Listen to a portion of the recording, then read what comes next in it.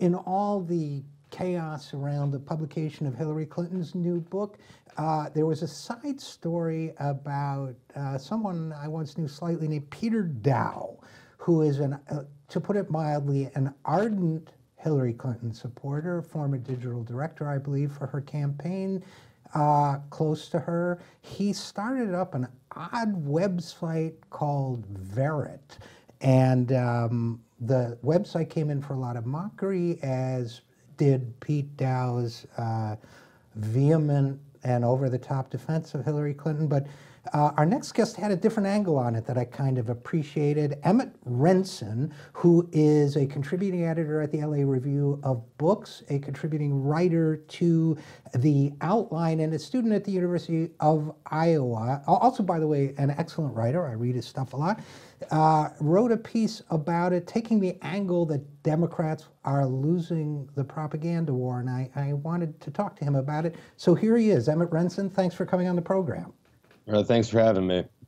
So basically, I don't want to, paraphrase your work too much, because paraphrasing someone's work in front of them is kind of a silly thing to do.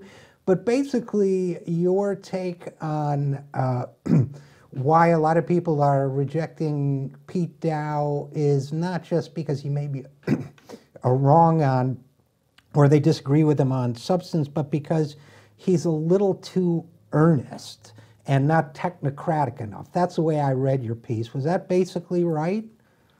Well, yeah, I think, I set out to write that piece. I think like a lot of left-wing critics, I got asked to comment on Verrit, and, originally, I looked at the site, and it's unbelievably stupid, as everyone has pointed out endlessly. But reading it and then thinking about it some, I actually ended up, coming out around a little bit, maybe not to Peter Daou and Verrit in particular, but to their intentions. Because Democrats, by and large, or maybe liberals more broadly, aren't, I guess what I say in the piece is that they aren't super willing to be as shameless as one probably has to be in order to do effective political messaging on certain levels. It's a little like déclassé for them. The whole consensus of the party, and I've written about this a ton of times in a bunch of places before, I think is built around this idea that at some point the sort of center left of America generated a monopoly on empirical reason. That they have the facts, they have the right charts, they have the right interpretations of the world. Sort of slow incremental progress will come from these charts. And not that, knowing things or empiricism are bad, but there's this sort of dominance in that realm has become a kind of ideological end in itself. And I think a result of that, and you saw it with the Clinton campaign and to a greater or lesser extent with a lot of Democratic efforts, an idea that these facts sort of speak for themselves, that, competence and mastery of the observable universe on its own is a calling card that doesn't need to be sort of stated as strongly as a political case, or propagandized or turned into agitprop in the way that basically every other political faction does. And I did think Peter Daou, say what you will about Verrit, which I think in its execution again is stupid and everyone has made fun of it, and of course it's dumb. And you forgot ugly. It's also ugly, but it's ugly too. I'm just throwing that in. But go ahead. Oh, I was just going to say, it's not going to look like Verrit because it's not going to have this weird fact verification code thing that nobody understands. But the idea of just we're not going to let the fact, we're just going to, as bald-facedly as possible, just insist, on our moral virtue, on our the excellence of our vision in a way that is eminently mockable, but looks a lot more like what other political factions do. There'll be plenty of your opponents out there to tell you that your message is maybe overstating your case a bit, or a little bit silly, or a little bit hyperbolic. And there is something I think admirable in this willingness to just be totally shameless about it. I'm taken by that take on this, because I think it does speak to the larger issues you mentioned, the sort of Democratic Party culture that's kind of a, dictatorship of the technocratiat or something, but the idea that you can view the world through a technological lens, which I think is, number one, false. I mean, facts do not speak for themselves. Everyone views facts through the lens of the way they think the world ought to be. So it's in a sense an affectation as well as a culture. That's the way I take all of this. But we have had a ruling faction of the Democratic Party that says, if you look at the numbers, you will see the world the way I see the world. It's just, it's inevitable. So I'm just going to show you the numbers, and my superior command of the numbers means you should subordinate your value system to mine. But what's intriguing about that, for those who don't know, Peter Daou's website claims that everything it publishes, which it does on little simulated cards, is verified and has a verified code. And then it will say, like, Hillary supporters are the heart and soul of the country, which is as subjective as you can get.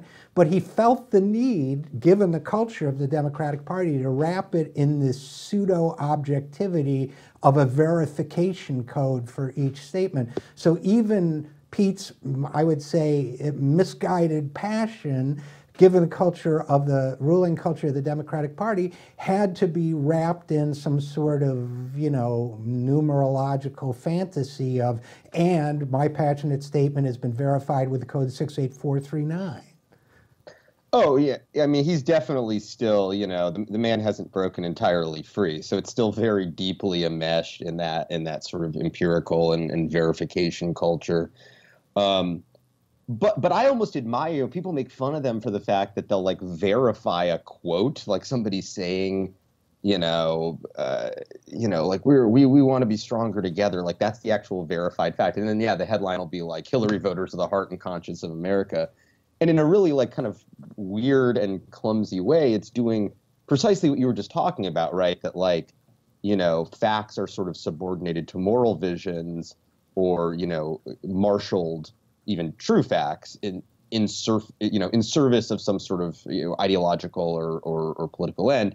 And he's quite literally doing. I mean, it's like almost like a childish version of that, of taking this kernel of a fact and just wrapping it in like a very strongly and explicitly stated moral argument that isn't really entirely substantiated, if at all, by that fact. So I have a certain amount of admiration for it, but I admit it's a kind of perverse and contrarian admiration for it.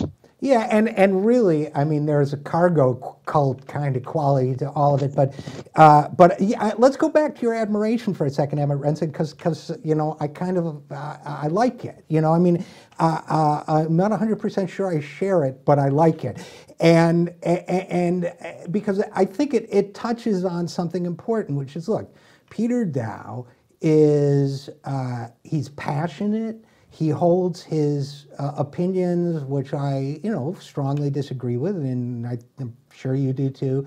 But he holds them passionately, expresses them vehemently. He's over the top. He's not afraid to be ridiculous. I mean, in a sense, I read your admiration, your qualified admiration for him as being, yeah, what's wrong with that? Isn't that part of the political arena? You care passionately, you make your statements vehemently.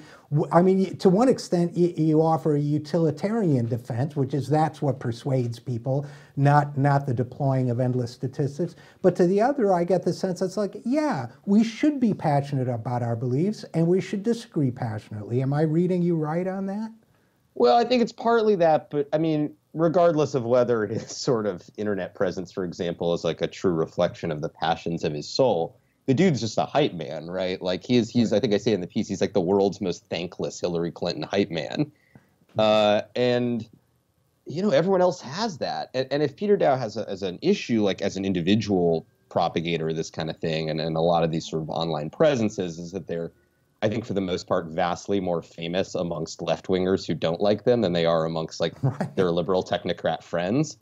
I mean, Peter maybe not so, because he worked in 2008 on Obama or on Clinton's campaign, and Clinton quotes one of his tweets in like the first 20 pages of her book. But a lot of these people, and Peter to a certain extent, are like very much still insulated in an extremely online world. But yeah, I do admire his just willingness to just get incredibly mad at people and make just like he's doing what critics of the Clinton campaign always pointed out, right? I mean, you remember like when Sanders was out for the $15 minimum wage and Clinton said, well, that's unreasonable, so we're going to ask for 12.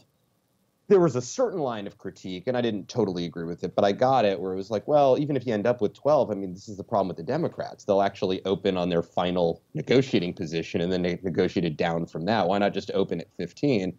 And in a certain way, like the Peter Daou, all caps, like everyone who voted for Clinton is the heart of this country. The Donald Trump is a Kremlin agent being controlled by radio.